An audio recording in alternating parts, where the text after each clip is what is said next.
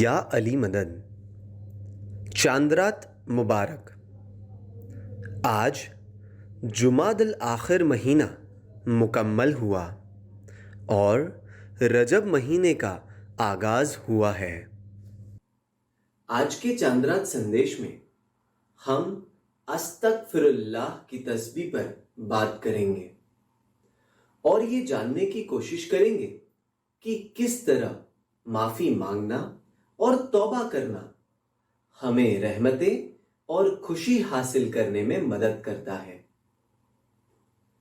आज का संदेश हमें हमारी जिंदगी में माफी देने के गुण, एट्रिब्यूट को अपने आप में उतारकर लोगों को माफ करके अच्छी, सेहतमंद और खुशमिजाज जिंदगी बसर करने के लिए भी प्रेरणा देगा। साथ ही साथ भूल जाने से और माफी देने से हमारे रिश्तों में भी सुधार आएंगे, क्योंकि माफी किसी भी रिश्ते की बुनियाद है। आज हम दो सवालों पर गौर करेंगे। पहला, अल्लाह से माफी मांगने के अमल यानी कि इस्तिगफार और गलतियों पर पश्चाताप यानी कि तौबा करने का क्या मतलब है और हमें इस्लामी साहित्य में से इसके बारे में क्या जानकारी मिलती है।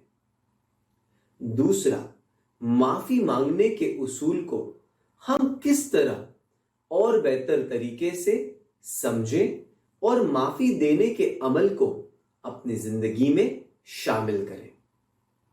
वैसे तो हम इस्तिगफार यानी कि अल्लाह से माफी मांगने के लिए अस्तगफिरुल्लाह की तस्बीह को जानते ही हैं, लेकिन आइए आज हम इसकी अहमियत को गहराई से समझें। अस्तगफिरुल्लाह की लफ्जी माना होती है मैं अल्लाह से माफी मांगता हूं। क्या हमने कभी गौर किया है कि हम किससे माफी मांगते हैं? जी हां, हम उस अल्लाह से माफी मांगते हैं जो सबसे बड़ा माफ करने वाला है। इस तस्बीह के जरिए हम माफी की एक बड़ी रहमत मांगते हैं। अल्लाह के 99 नामों में से एक नाम है अल गफ्फूर या तो अल गफ्फार, जिसकी माना होती है दी फॉरगिवर यानी कि माफी देने वाला। इसके अलावा इन अल्फाजों के रूट यानी कि मूल के और मतलब भी होते हैं, जैसे कि कवर करना यानी कि पर्दा डालना, ढाल, शील्ड देना और हिफाजत करना। अगर कोई मोमिन अल्लाह से ईमानदारी और सच्चे दिल से माफी मांगे तो अल्लाह अपने अकीदतमंद बंदों के ऐब यानी कि गलती या दोष को माफ करके उस पर पर्दा डालने वाले हैं, छुपाने वाले हैं और अपनी ढाल से हिफाजत करने वाले हैं। अल्लाह के 99 नामों में से एक और नाम है अत-तवाब, माना कि तौबा कबूल करने वाला, माफ करने वाला। वो बड़ा रहमदिल और बख्शने वाला है। आइए हम अल्लाह की इस सिफात को और अल्लाह से माफी मांगने के अमल को एक वाकया के जरिए समझें। एक वाकया है जो इतिहासकार सब्जवारी ने लिखा है। यह तब की बात है जब शराब पीने पर पाबंदी फरमाई गई थी। तब रसूलुल्लाह ने सभी को पैगाम भिजवाया कि अब से कोई भी शराब नहीं पिएगा। कुछ अरसे बाद रसूलुल्लाह एक रास्ते से गुजर रहे थे। तब उनकी मुलाकात एक मुस्लिम आदमी से होती है जिसके हाथों में शराब की सुराही यानी बोतल थी। अब वो आदमी रसूलुल्लाह को देखकर बहुत शर्मिंदा हो जाता है और वो अल्लाह से दिली तौर पर गिरियाजारी करता है कि ओ अल्लाह, मैं वाकई में पछता रहा हूं कि मैंने शराब पी। अब आपके पैगंबर मेरे सामने हैं। मैं दिल से अर्ज करता हूं कि आप मुझे और शर्मिंदा होने से बचा लीजिए, माफ कर दीजिए। मैं फिर कभी शराब को हाथ नहीं लगाऊंगा। जब रसूलुल्लाह उसके नजदीक पहुंचते हैं तो पूछते हैं, इस सुराही में क्या है? वो आदमी जवाब देता है, इसमें सिरका, विनेगर है। रसूलुल्लाह अपने मुबारक हाथों से बोतल को खोलते हैं तो हैरत की बात होती है, उस सुराही में से सिरका ही निकलता है। वो आदमी भावुक होकर पुकार उठता है कि ओ पैगंबर, उस सुराही में दरअसल शराब थी, लेकिन अल्लाह ने आपके सामने मेरी इज्जत रख ली क्योंकि मैंने दिल से माफी मांगी।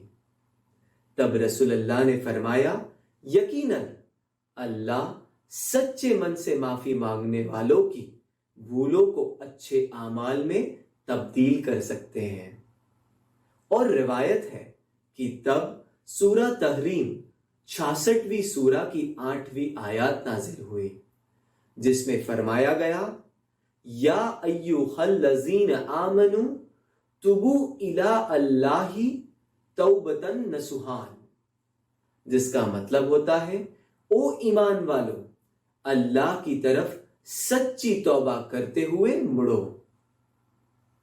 ये वाक्या हमें अल्लाह के माफ करने की सिफात और एक सच्चे दिल से माफी मांगने की अहमियत को समझाता है।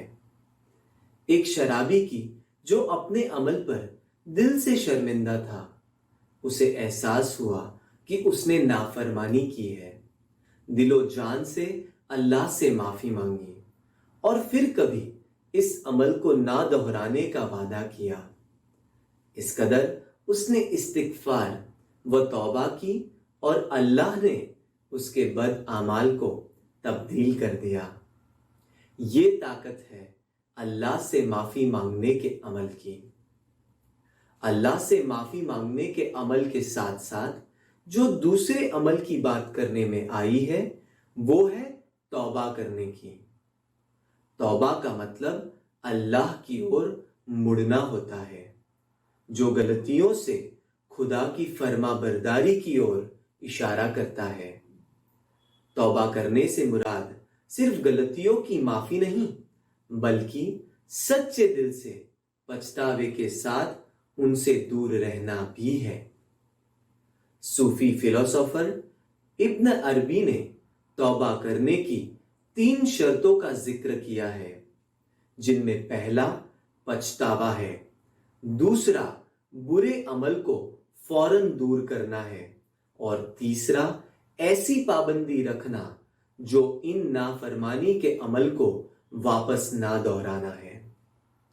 दर हकीकत यह रूह का अल्लाह की तरफ मुड़ना या लौटना है और इसके अलावा सारी बुरी चीजों से दूर रहने का इरादा है।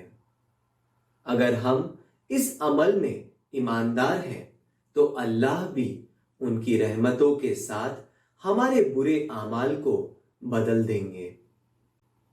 अल्लाह कुरान शरीफ की सूरत अल फुरकान सूरा 25 की आयत 70 में फरमाते हैं, उन लोगों के लिए कि जो तौबा करें और उन पर ईमान लाए और नेक आमाल को अंजाम दें, खुदा उनके बुरे आमाल को नेक आमाल में बदल देगा और खुदा बख्शने वाला मेहरबान है। अल्लाह इन इंसानी कमजोरियों को पहचानते हैं और इसलिए हमें उस पाक ज़ात से माफी मांगने के अमल का रास्ता भी देते हैं। अस्तगफिरुल्लाह की तस्बीह को हम कई सारे मौकों पर या तो जाती तौर पर पढ़ते हैं और हमें उम्माह में भी मरहूमों के लिए ये तस्बीह पढ़ने का अमल मिलता है, जिसके जरिए हम रूहानियों की गलतियों को माफ करने के लिए अर्ज करते हैं। हम अस्तगफिरुल्लाहि रब्बी व अतूबु इलैह भी पढ़ते हैं, जिसका मतलब होता है, मैं अल्लाह से माफी मांगता हूं जो मेरा पालनहार है और उनके पास तौबा करता हूं। अब इस तस्बीह में अतूबु शब्द का मतलब होता है आई टर्न, मैं मुड़ता हूं। किससे मुड़ना? आइए हम ख्याल करें। हमें मुड़ना है गलत कार्यों से, नुकसान पहुंचा सकती आदतों से, बुरे बर्ताव से। जब हम अपनी जिंदगी को सुधारने के लिए अल्लाह की ओर मुड़ते हैं और यह नियत करते हैं कि फिर हम हमारे उसूलों से नहीं भटकेंगे, तब हम पुकारते हैं अतूबु इलैहि, यानी कि हम अल्लाह की तरफ मुड़ते हैं और कदम बढ़ाते हैं उस इलाही नूर की रोशनी की तरफ जहां हमें माफी मिलती है। अल्लाह सिर्फ माफ करने वाला नहीं है, बल्कि सबसे ज्यादा माफ करने वाला भी है। हम उनकी तुलना दुनिया में किसी से या किसी माफी से नहीं कर सकते जो उससे सबसे ज्यादा माफ कर सके। यह हम हदीसे कुदसी से भी जान सकते हैं। ए आदम की औलाद, जब तक तुम मुझे पुकारोगे और मुझसे मांगोगे, मैं तुम्हारे हर एक किए को माफ कर दूंगा और मुझे कोई एतराज नहीं होगा। ए आदम की औलाद, अगर तुम्हारे गुनाह आसमान के बादलों तक पहुंच जाते हैं और अगर तुम माफी मांगते हो तो मैं माफ कर दूंगा। ए आदम की औलाद, अगर तुम मेरे पास जमी के जितने गुनाहों के साथ आते हो और मेरे साथ कोई शिरकतदार यानी पार्टनर ना जोड़ते हुए मुझसे मुखातिब होते हो, मैं तुम्हें माफी दूंगा कि जितनी वो अजीम है। हजरत इमाम अली अलैहिस्सलाम ने नहज अल बलागा में जिक्र किया है कि अल्लाह ने फरमाया है, जिसने भी बद आमाल किए हैं या गुनाह में शामिल हुआ है, फिर वो तौबा करता है और अल्लाह से उनकी माफी मांगता है, उन्हें अल्लाह बख्शने वाले और मेहरबान मिलेंगे। कुरान शरीफ में इस्तिगफार और तौबा के लिए अल्लाह सूरतल हुद सूरा 11 की 3री आयत में फरमाते हैं कि अपने रब से माफी मांगो, फिर तौबा करते हुए उसकी तरफ पलटो, वो आपको मुकर्रर वक्त तक खुशी, भलाई और सच अता फरमाए। सूरतल हुद की इस आयत में अल्लाह हमें इस्तिगफार यानी माफी मांगने का हुक्म देते हैं, फिर वे हमें तौबा पश्चाताप में उसकी ओर मुड़ने को फरमाते हैं, जो एक अहम सवाल पैदा करता है कि इन दोनों में क्या फर्क है। उनकी माना लगभग समान है, फिर भी वे दोनों पूरी तरह से अलग कार्य हैं और अल्लाह के हुक्म को पूरा करने के लिए हमें समझना चाहिए कि इन दोनों कार्य में क्या फर्क है। इस्तिगफार हमसे हुई नाफरमानी, बदआमाल और गलत कार्यों के लिए अल्लाह से माफी मांगना और सारे किस्म के शिर्क को दूर रखने के लिए है। दूसरी ओर तौबा हमसे हुई भूलों के लिए पश्चाताप और गिरियावजारी करते हुए सिर्फ अल्लाह की इबादत के कार्य करते हुए और नेक आमाल करते हुए अल्लाह की ओर रुख करना या मुड़ना है। इस तरह इस्तिगफार हमें खुशियों की ओर ले जाता है। हमें ध्यान देना चाहिए कि ये सिर्फ दुनियावी खुशी नहीं है, बल्कि मानसिक और रूहानी खुशी भी है। आइए अब हम माफी देने के विचार पर गौर करें। इंसानी जिंदगी में माफी के विचार को एक कहानी के जरिए समझें। ये कहानी दो दोस्तों के बीच के रिश्ते पर रोशनी डालती है। ये दोनों दोस्त एक साथ लंबे सफर पर थे, जिसके दौरान उन्हें एक रेगिस्तान को पार करना पड़ा। एक जगह उन दोनों के बीच बहस हुई और अपने गुस्से से बेकाबू होकर एक दोस्त ने दूसरे दोस्त के चेहरे पर थप्पड़ मारा। जिस व्यक्ति को थप्पड़ मारा गया था उसे काफी दुख हुआ। उसने न तो कुछ कहा और न ही गुस्से में कोई जवाब दिया। उसने बस रेत में लिखा कि मेरे सबसे अच्छे दोस्त ने मेरे चेहरे पर थप्पड़ मारा। वे दोनों तब तक टहलते रहे जब तक कि उन्हें उस रेगिस्तान में एक तालाब नहीं मिला जहां उन्होंने नहाने का फैसला किया। जिसे थप्पड़ मारा गया था वो तालाब में फिसल गया और डूबने लगा, लेकिन दूसरे दोस्त ने किसी तरह उसे बाहर निकाला और इस तरह उसे बचाया। इस दर्दनाक वाकये से उबरने के बाद उस दोस्त ने एक सपाट पत्थर पर चाकू से लिखा, आज मेरे सबसे अच्छे दोस्त ने मुझे बचाया। वो दोस्त कि जिसने थप्पड़ मारा था और बचाया भी था, उसे ताज्जुब हुआ और उसने अपने दोस्त से पूछा, जब मैंने तुम्हें चोट पहुंचाई तब तुमने रेत में लिखा और अब मैंने तुम्हारी जान बचाई तब तुम पत्थर पर क्यों लिख रहे हो? उस दोस्त ने जवाब दिया, किसी को भी किसी गुस्से वाले इशारे को नहीं अपनाना चाहिए जिससे कि हमें दुख हुआ हो, लेकिन इसके बजाय उसे भूलने की कोशिश करनी चाहिए। जारी रखते हुए उसने कहा कि जब तुमने गुस्से में मुझे चोट पहुंचाई तो मैंने उस घटना को रेत में लिखा था जहां माफी की हवाएं इसे मिटा सकती थी। दूसरी ओर हमें जिंदगी के लिए किसी भी उपकार, दया के किसी भी लफ्ज को याद करने की पूरी कोशिश करनी चाहिए और इसीलिए जब तुमने मेरी जान बचाई तो मैंने उस रहम को पत्थर पर लिखा ताकि कोई हवा इसे मिटा ना सके। ये दोस्त हमें कितना गहरा संदेश देता है। हमें पता चलता है कि रिश्ते बहुत संवेदनशील है और हकीकत में इसका ध्यान रखने की जरूरत है।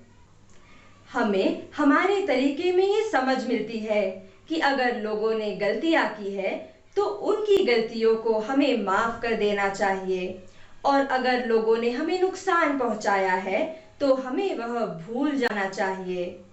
हमें द्वेष यानी ग्रजेस नहीं रखने हैं और ये नहीं कहना है कि उसने कल मुझे चोट पहुंचाई इसीलिए मैं आज उसे चोट पहुंचाऊंगा।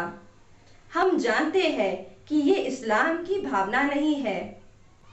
इस तालीम पर अमल करने के लिए हमें नसीहतें फरमाने में आई है क्योंकि ये बुनियादी मामला है। कुरान शरीफ की सूरत अल अराफ सूरह 7 की आयत 199 में अल्लाह फरमाते हैं कि ए मुहम्मद माफ कीजिए और रहम दिली का हुक्म दे और जाहिलों से दूर रहे। एक मशहूर रिवायत के मुताबिक जब रसूल अल्लाह ने जिब्राइल फरिश्ते को इस आयत की माना के बारे में पूछा तो उन्होंने जवाब दिया कि जिसने आपके साथ बुरा किया है उसे माफ करने के लिए, महरूम करने वालों को देने के लिए और जिन्होंने आपके साथ सख्ती की है उनके साथ रिश्ते बांधने के लिए अल्लाह ने हुक्म दिया है।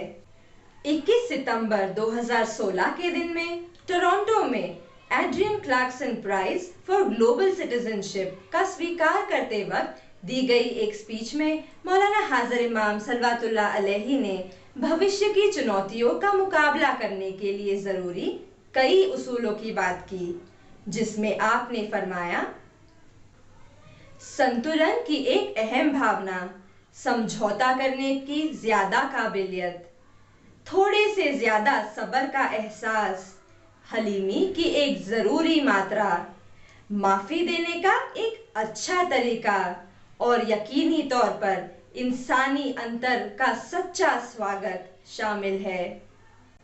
इनमें से हर एक गुण पर अमल संघर्ष को रोकने और विवादों को हल करने की दिशा में एक लंबा रास्ता तय कर सकता है। भारत के एक शहर को किसी समाज में काफी पाक माना जाता है और कहा जाता है कि अगर वे अपनी आखिरी सांसें वहां लेते हैं तो उन्हें मुक्ति यानी निजात मिलती है। इस शहर में मुक्ति भवन नाम का एक गेस्ट हाउस है जहां लोग अक्सर अपनी आखिरी सांसें लेने के लिए जाते हैं।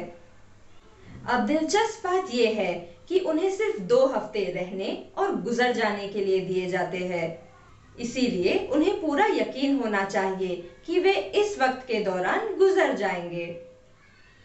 और अगर वे 2 हफ्ते के बाद भी जिंदा रहते हैं तो उन्हें वहां से चेक आउट करना पड़ता है। इस गेस्ट हाउस के मैनेजर कि जो पिछले 44 सालों से मुक्ति भवन के मैनेजर रहे हैं, उन्होंने तकरीबन 12,000 से ज्यादा मौतें देखी है। वे एक ब्लॉग में इन मौतों में से सीखे 12 सबक बताते हैं, जिसमें से एक सबक माफी का है। वे बताते हैं कि एक बार संस्कृत भाषा के एक स्कॉलर ने गेस्ट हाउस में चेक इन किया, जो 6 भाइयों में सबसे बड़े थे। वे अपने सबसे छोटे भाई के बहुत करीब थे, लेकिन 1 साल पहले कोई एक दलील ने उन लोगों के बीच कड़वाहट भर दी थी। बात इतनी बिगड़ गई कि उन लोगों में बातचीत बंद हो गई, यहाँ तक घर का बंटवारा भी हो गया। अपने आखिरी वक्त में ये स्कॉलर गेस्ट हाउस में अपने छोटे से पान के डिब्बे के साथ आए थे और उन्होंने एक कमरा रिजर्व करने के लिए कहा, क्योंकि उन्हें यकीन था कि उनके चेक इन के बाद 16वें दिन ही वे गुजर जाएंगे। 14वें दिन उन्होंने कहा कि मैं अपने भाई से मिलना चाहता हूँ। इस फसाद और कड़वाहट से मेरा दिल भारी हो गया है और मैं जाने से पहले हर तकरार का हल करना चाहता हूँ। तो उनके भाई को लेटर भेजने में आया। 16वें दिन उनके भाई आ पहुंचे। इस स्कॉलर ने अपने भाई का हाथ पकड़ लिया और उनसे घर का हिस्सा करने वाली दीवार को गिराने के लिए कहा। उन्होंने अपने भाई से माफी भी मांगी। दोनों भाई रो रहे थे और इसी दौरान स्कॉलर ने बात करना बंद कर दिया। उनका चेहरा शांत हो गया और वो एक ही पल में गुजर गए। मैनेजर ने इस कहानी को पिछले कई वर्षों में कई रूपों में देखा है। वे बताते हैं कि लोग कितना बोझा लाते हैं, सभी जिंदगी भर ये बोझ उठाते हैं, लेकिन सिर्फ अपनी जिंदगी के सफर के आखिर में इस बोझे को छोड़ना चाहते हैं। कौन हर वक्त बेचैनी, परेशानी और शक के बोझे के साथ जीना चाहता है?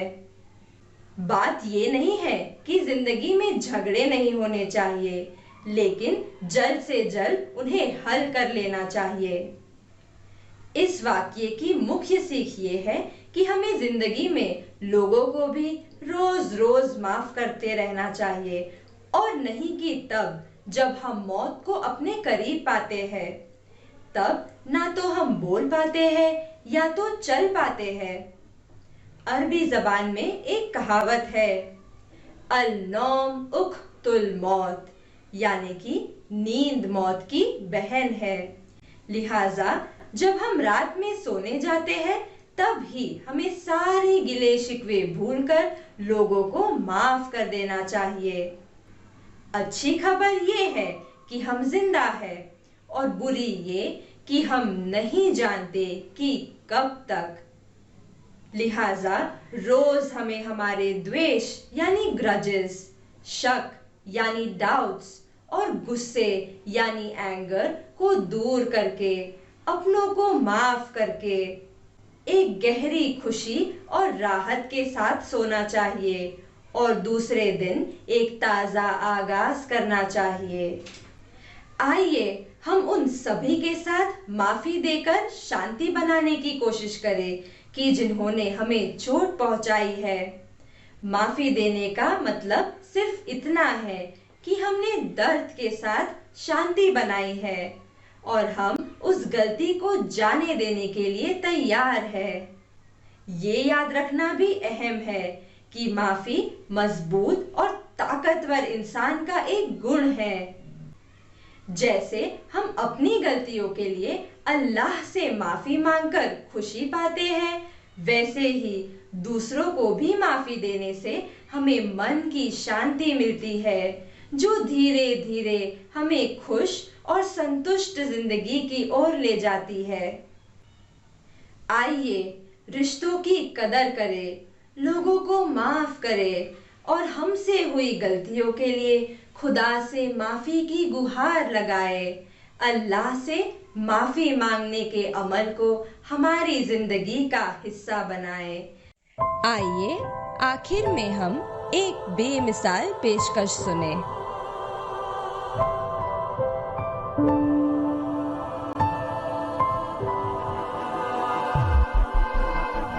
मिन्नतें अनसुनी हुई, मन्नतें पूरी ना हुई, सजदे में सर झुका रहा, एक नई उम्मीद सी जगी। ओ अल्लाह मालिके दो जहां तू है, ओ अल्लाह है यकीन कि यहाँ तू है। अस्तगफिरुल्लाह मुझको तू दे पनाह, अस्तगफिरुल्लाह मेरी सुन ले दुआ। ओ अल्लाह मालिके दो जहां तू है, अस्तगफिरुल्लाह रब्बी वा तुबू इलाही।